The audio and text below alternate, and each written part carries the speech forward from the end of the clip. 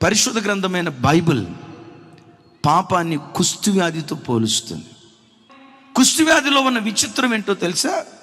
ఒకవేళ ఒక వ్యక్తి చెయ్యికి కానీ కాలుకు కానీ కుష్ఠవ్యాధి వస్తే, ఈ చేతికి కుష్ఠవ్యాధి వస్తే, కాలుకు కుష్ఠవ్యాధి వస్తే, కాలుకు ఇనప మేకు గుచ్చుకున్న స్పర్శ తెలీదు.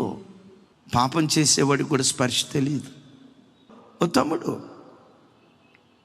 ఇటువైపు బొక్కొందు చూసారా, రంధ్రం పడింది. కర్చీప్తో ఇలా కప్పుకొని వచ్చాడు, ఇట్లా కప్పుకున్నాడు. ఏంటి తమ్ముడు అన్నాను. క్యాన్సర్ వచ్చిందయ్యా అన్నాడు. ఇట్లా తీసాడండి. 2 అడుగుల దూరంలో ఉన్న నాకు దుర్వాసన. ఏమైంది తమ్ముడు? తల్లి చెప్తుంది, గుట్కాలు తిని చంపకు క్యాన్సర్ వచ్చిందయ్యా అంటాడాడు. ఆడంటున్నందుకు నన్ను క్షమించండి. నేను గుట్కాలు తినకుండా పాటండు అయ్యో, నేను గుట్కాలు తినకుండా పాటండు అయ్యో. ఒరే, ఆల్రెడీ క్యాన్సర్ వ్యాధి వచ్చిందిరా నీకు. చావు బ్రతుకుల మధ్యలో కొట్టుమిట్టాడుతున్నావు.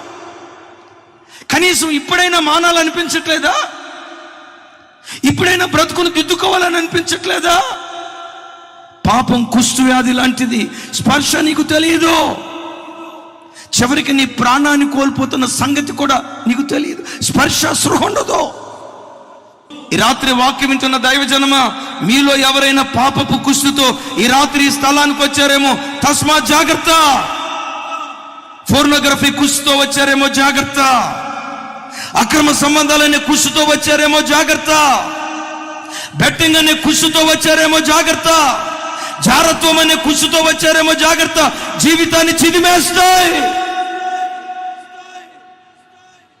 బిడ్డలారా, అందుకనే ప్రతిరోజు అడగండి, దేవా నాకు డబ్బు ఇచ్చినా ఇవ్వకపోయినా, వెండి బంగారాలు ఇచ్చినా ఇవ్వకపోయినా, ఏ పాపంలో పడకుండా పవిత్రంగా బ్రతికే జీవితాన్ని నాకు వరంగా దయచే ప్రభువా.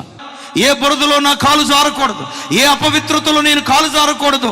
ప్రభువా, నీ కొరకు బ్రతుకున్నట్లుగా నన్ను బ్రతికించయ్యా అని ప్రతి క్రైస్తవుడు ప్రతి దినం ఈ ప్రార్థన దేవుని సన్నిధిలో చేసేవారిగా ఉందుముగాక.